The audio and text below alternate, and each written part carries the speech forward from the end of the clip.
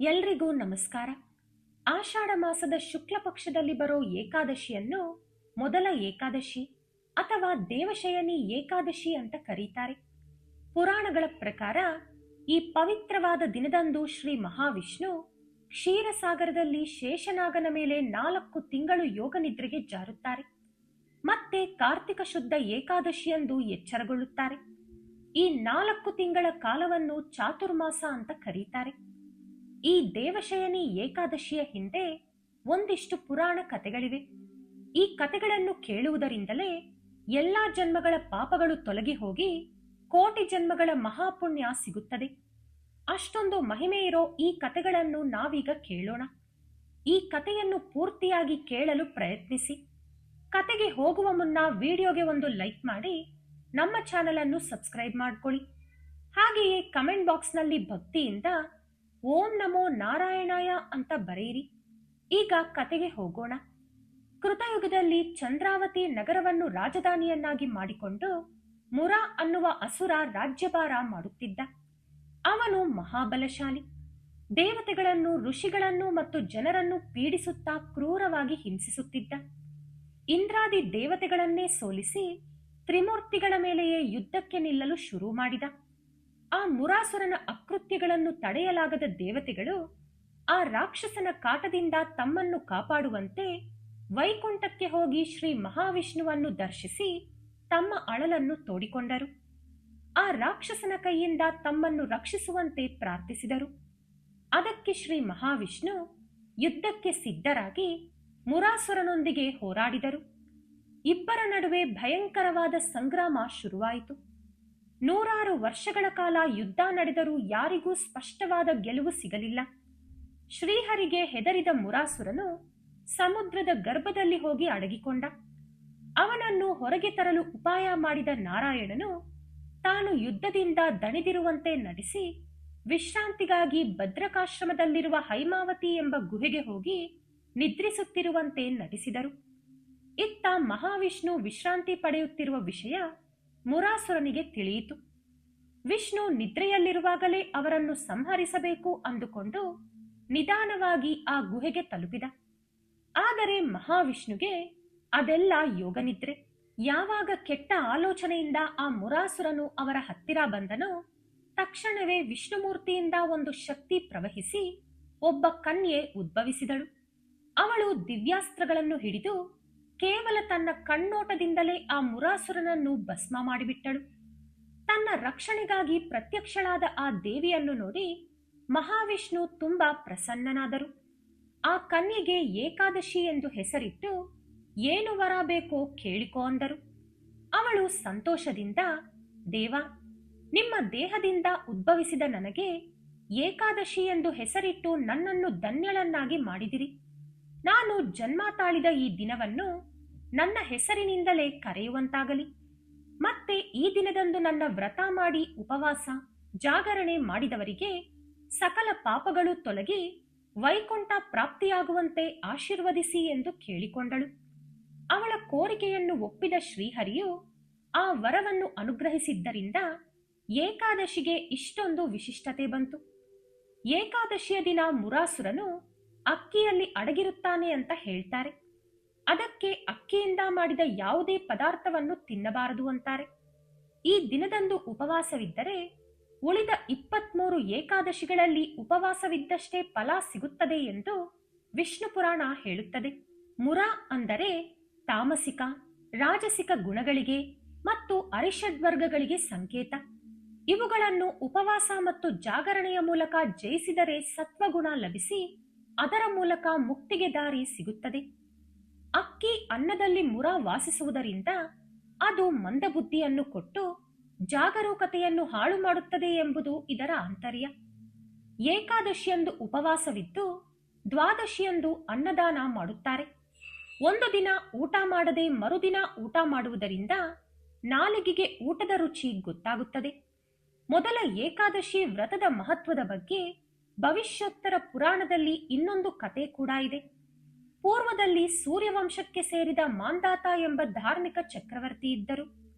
ಆದರೆ ಒಮ್ಮೆ ಅವರ ರಾಜ್ಯದಲ್ಲಿ ಸತತವಾಗಿ 3 ವರ್ಷಗಳ ಕಾಲ ತೀವ್ರವಾದ ಬರಗಾಲ ಬಂತು.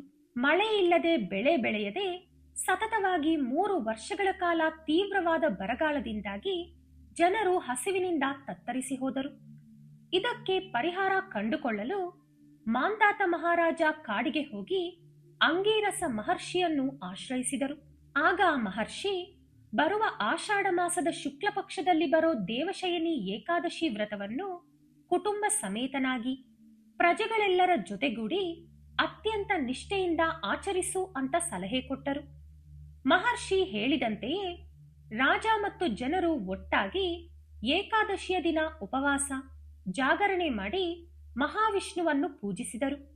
ಈ ವ್ರತದ ಪ್ರಭಾವದಿಂದಾಗಿ ಆ ರಾಜ್ಯದಲ್ಲಿ ಸಮೃದ್ಧಿಯಾಗಿ ಮಳೆ ಬಂದು ಬರಗಾಲ ತೊಲಗಿ ಹೋಯಿತು. ಇಡೀ ರಾಜ್ಯ ಮತ್ತೆ ಹಸಿರಿನಿಂದ ಕಳೆಗಟ್ಟಿತು. ಏಕಾದಶಿ ವ್ರತದ ಮಹತ್ವವನ್ನು ತಿಳಿಸುವಂತಹ ಇನ್ನೊಂದು ಅದ್ಭುತವಾದ ಕತೆ ಇಲ್ಲಿದೆ. ಪೂರ್ವಕಾಲದಲ್ಲಿ ಒಂದು ವಿಶಾಲವಾದ ಕಾಡಿತ್ತು. ಆ ಕಾಡಿನಲ್ಲಿ ಒಂದು ಗುಬ್ಬಚ್ಚಿ ಇತ್ತು. ಅದಕ್ಕೆ ಲೋಕಜ್ಞಾನ ಅಷ್ಟಾಗಿ ಇರಲಿಲ್ಲ. ಧರ್ಮ, ದೈವ, ಪುಣ್ಯ, ಪಾಪ ಇವ್ಯಾವುದೂ ಅದಕ್ಕೆ ಗೊತ್ತಿರಲಿಲ್ಲ. ಅದರ ಆಲೋಚನೆಗಳೆಲ್ಲವೂ ಕೇವಲ ಹಸಿವು ನೀಗಿಸಿಕೊಳ್ಳುವುದು, ಹೊಟ್ಟೆ ತುಂಬಿಸಿಕೊಳ್ಳುವುದು ಮತ್ತೆ ಶತ್ರುಗಳಿಂದ ತನ್ನ ಪ್ರಾಣ ಕಾಪಾಡಿಕೊಳ್ಳುವುದಕ್ಕೆ ಮಾತ್ರ ಸೀಮಿತವಾಗಿತ್ತು. ಪ್ರತಿ ಮುಂಜಾನೆ ಎದ್ದ ತಕ್ಷಣ ಆಹಾರಕ್ಕಾಗಿ ಅತ್ತಿತ್ತ ಅಲೆಯುತ್ತಿತ್ತು ಆ ಗುಬ್ಬಚ್ಚಿ. ಇನ್ನು ಕತ್ತಲಾಗುತ್ತಿದ್ದಂತೆ ತನ್ನ ಗೂಡಿಗೆ ಬಂದು ತಲುಪುತ್ತಿತ್ತು. ಇದೇ ಅದರ ನಿತ್ಯ ಕೃತ್ಯವಾಗಿತ್ತು. ಅದೇ ಕಾಡಿಗೆ ಹೊಂದಿಕೊಂಡಿದ್ದಂತ ಒಂದು ದೊಡ್ಡ ರಾಜ್ಯವನ್ನು ಅಮರಸಿಂಹ ಎಂಬ ಮಹಾರಾಜ ಆಳುತ್ತಿದ್ದ. ಅವನು ಬಹಳ ಶಕ್ತಿವಂತ, ಧನವಂತ, ಆದರೆ ಅಹಂಕಾರಿ. ತಾನು ಮಾಡುವ ದಾನ ಧರ್ಮಗಳು, ದೊಡ್ಡ ದೊಡ್ಡ ಯಜ್ಞಗಳು ತನ್ನನ್ನು ಮಾತ್ರವೇ ಶ್ರೇಷ್ಠವಾಗಿ ನಿಲ್ಲಿಸುತ್ತವೆ. ಅವುಗಳ ಮೂಲಕವೇ ತನಗೆ ಮುಕ್ತಿ ಸಿಗುತ್ತದೆ ಎಂದು ಅಮರಸಿಂಹ ಗಟ್ಟಿಯಾಗಿ ನಂಬಿದ್ದ. ಜನರ ಮೇಲಿನ ದಯೆ, ನಿಸ್ವಾರ್ಥ ಸೇವೆಗಿಂತಲೂ ತನ್ನ ಶ್ರೇಷ್ಠತೆಯನ್ನು ತೋರಿಸಿಕೊಳ್ಳುವುದಕ್ಕೆ ಅವನು ಹೆಚ್ಚು ಪ್ರಾಮುಖ್ಯತೆ ಕೊಡುತ್ತಿದ್ದ. ಆದರೆ ಒಂದು ದಿನ ಆಹಾರ ಹುಡುಕಿಕೊಂಡು ಹೋಗುತ್ತಿದ್ದ ಆ ಗುಬ್ಬಚ್ಚಿ ಕಾಡಿನಲ್ಲಿದ್ದ ಒಬ್ಬ ಮಹರ್ಷಿಯ ಆಶ್ರಮದ ಹತ್ತಿರ ತಲುಪಿತು. ಆಶ್ರಮದಲ್ಲಿ ಮಹರ್ಷಿ ತನ್ನ ಶಿಷ್ಯರಿಗೆ ದೇವಶಯನಿ ಏಕಾದಶಿಯ ಮಹತ್ವದ ಬಗ್ಗೆ ವಿವರಿಸುತ್ತಿದ್ದರು. ಅಲ್ಲಿಯೇ ಹತ್ತಿರದಲ್ಲಿದ್ದ ಒಂದು ಮರದ ಕೊಂಬೆಯ ಮೇಲೆ ಕುಳಿತಿದ್ದ ಗುಬ್ಬಚ್ಚಿ ಅವರು ಏನು ಮಾತನಾಡುತ್ತಿದ್ದಾರೆ ಎಂದು ಕೇಳಿಸಿಕೊಳ್ಳುತ್ತಿತ್ತು.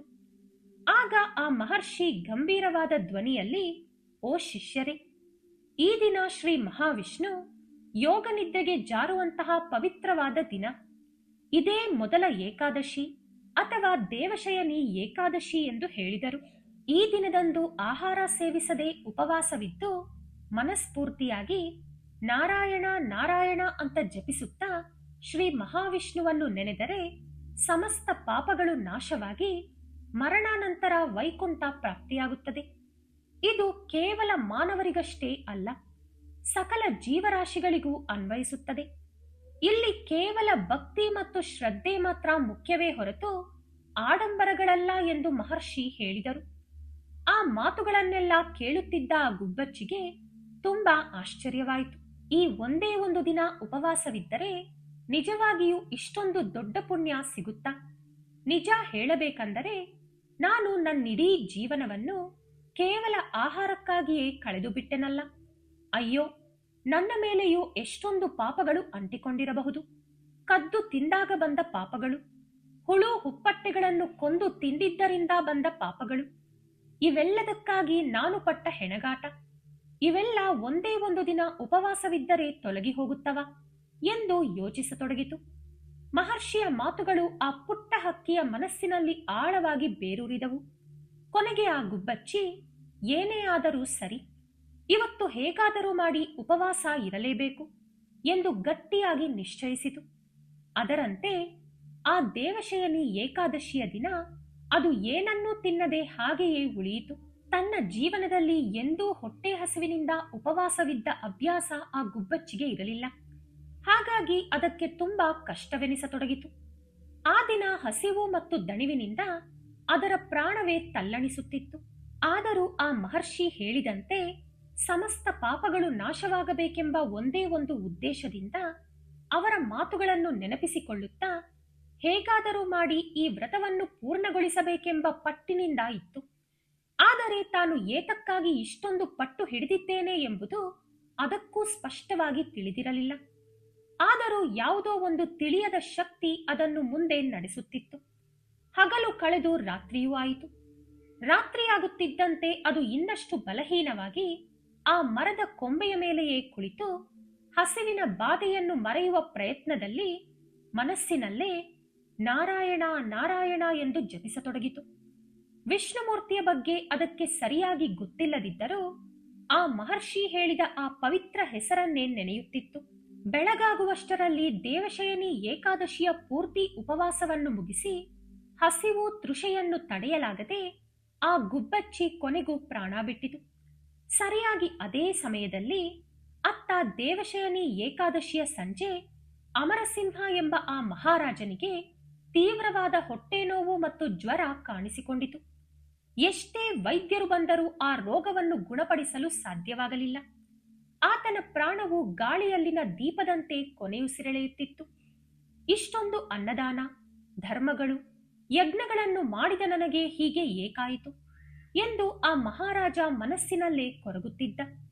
ಆ ಗುಬ್ಬಚ್ಚಿ ಪ್ರಾಣ ಬಿಟ್ಟ ತಕ್ಷಣವೇ ಆಕಾಶದಿಂದ ದಿವ್ಯ ತೇಜಸ್ಸಿನಿಂದ ಕೂಡಿದ ವಿಷ್ಣುದೂತರು ಕೆಳಗಿಳಿದು ಆ ಗುಬ್ಬಚ್ಚಿಯ ಹತ್ತಿರ ಬಂದರು. ಅವರು ಆ ಗುಬ್ಬಚ್ಚಿಯ ಆತ್ಮವನ್ನು ವೈಕುಂಠಕ್ಕೆ ಕರೆದುಕೊಂಡು ಹೋದರು. ಗುಬ್ಬಚ್ಚಿಗೆ ಏನೂ ಅರ್ಥವಾಗಲಿಲ್ಲ. ನಾನು ಕೇವಲ ಒಂದು ಸಣ್ಣ ಪಕ್ಷಿ. ನನಗೆ ಯಾವತ್ತೂ ಆಹಾರ ಬಿಟ್ಟು ಬೇರೆ ಆಲೋಚನೆಯೇ ಇರಲಿಲ್ಲ. ನನಗೇಕೆ ಈ ವೈಕುಂಠ ಪ್ರಾಪ್ತಿ ಸಿಕ್ಕಿತು? ಈ ವೈಕುಂಠ ಪ್ರಾಪ್ತಿ ನಿಜಕ್ಕೂ ನನಗೆ ಹೇಗೆ ಬಂತು ಎಂದು ಆಶ್ಚರ್ಯ ಪಡುತ್ತಿತ್ತು.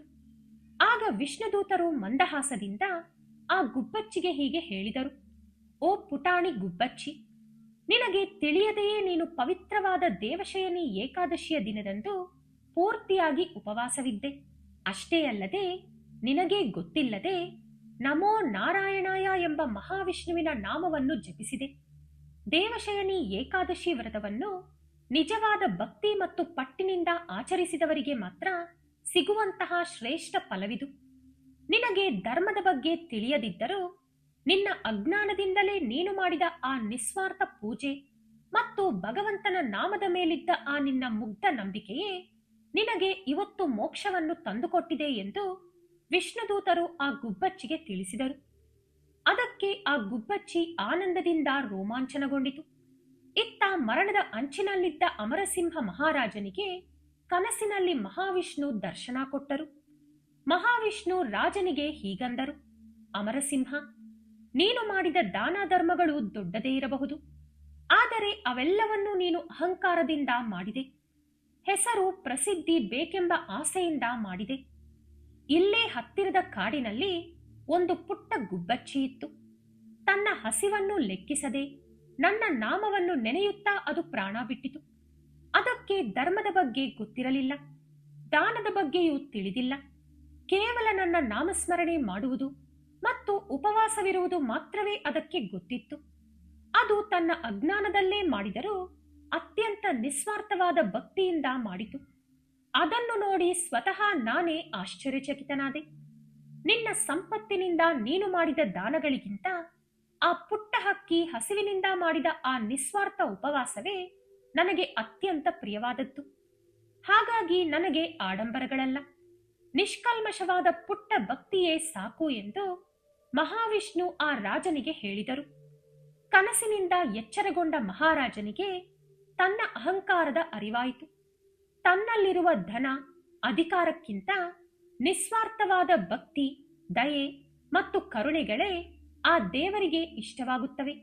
ಅವುಗಳೇ ಶ್ರೇಷ್ಠವಾದವು ಎಂದು ತಿಳಿದುಕೊಂಡನು. ಅವನಲ್ಲಿ ತಕ್ಷಣವೇ ಬದಲಾವಣೆ ಶುರುವಾಯಿತು. ಆ ಮಹಾರಾಜ ತಕ್ಷಣವೇ ಹಾಸಿಗೆಯಿಂದ ಎದ್ದು ನಿಂತನು. ಅಷ್ಟರಲ್ಲಾಗಲೇ ಅವನ ಕಾಯಿಲೆ ವಾಸಿಯಾಗಿದ್ದಲ್ಲದೆ ಮುಂಚಿಗಿಂತಲೂ ಹೆಚ್ಚಿನ ಶಕ್ತಿ ಮತ್ತು ಪ್ರಶಾಂತತೆಯನ್ನು ಅವನು ಪಡೆದುಕೊಂಡಿದ್ದ. ಅಂದಿನಿಂದಲೇ ಅಮರಸಿಂಹ ಮಹಾರಾಜ ತನ್ನ ಅಹಂಕಾರವನ್ನು ತೊರೆದು ನಿಸ್ವಾರ್ಥವಾಗಿ ಜನಸೇವೆ ಮಾಡಲು ಪ್ರಾರಂಭಿಸಿದ. ತನ್ನಲ್ಲಿರುವ ಸಂಪತ್ತನ್ನು ಕೇವಲ ತನ್ನ ಪ್ರಸಿದ್ಧಿಗಾಗಿ ಬಳಸದೆ ನಿಜವಾಗಿಯೂ ಅಗತ್ಯವಿರುವವರಿಗೆ ಸಹಾಯ ಮಾಡಲು ಶುರು ಮಾಡಿದ. ಇವೇ ದೇವಶಯನಿ ಏಕಾದಶಿಗೆ ಸಂಬಂಧಿಸಿದ ಅತ್ಯಂತ ಪವಿತ್ರವಾದ ವ್ರತಕಥೆಗಳು. ಈ ವ್ರತದ ಕಥೆಗಳನ್ನು ಕೇಳಿದ ನಿಮಗಿಂತ ಅದೃಷ್ಟವಂತರು ಇನ್ನೊಬ್ಬರಿಲ್ಲ ಎಂದೇ ಹೇಳಬೇಕು. ಈಗ ನೀವು ಭಗವಂತನಿಗೆ 3 ಪ್ರದಕ್ಷಿಣೆಗಳನ್ನು ಹಾಕಿ ನಿಮ್ಮ ಕೈಯಲ್ಲಿರುವ ಅಕ್ಷತೆಯನ್ನು ನಿಮ್ಮ ತಲೆಯ ಮೇಲೆ ಧರಿಸಿ. ಅಕ್ಷತೆ ಹಿಡಿಯದೆ ಕತೆ ಕೇಳಿದವರು ಭಕ್ತಿಯಿಂದ ಆ ಭಗವಂತನಿಗೆ ನಮಸ್ಕರಿಸಿಕೊಳ್ಳಿ. ಇಲ್ಲಿಗೆ ನಿಮ್ಮ ದೇವಶಯನಿ ಏಕಾದಶಿ ವ್ರತ ಸಂಪೂರ್ಣವಾಯಿತು. ಈ ವಿಡಿಯೋ ನಿಮಗೆ ಇಷ್ಟವಾಗಿದ್ದಲ್ಲಿ ಲೈಕ್ ಮಾಡಿ, ಶೇರ್ ಮಾಡಿ. ನಮ್ಮ ಚಾನೆಲ್ ಅನ್ನು ಸಬ್ಸ್ಕ್ರೈಬ್ ಮಾಡಿಕೊಂಡು ಬೆಲ್ ಐಕಾನ್ ಕ್ಲಿಕ್ ಮಾಡಿ. ಧನ್ಯವಾದಗಳು.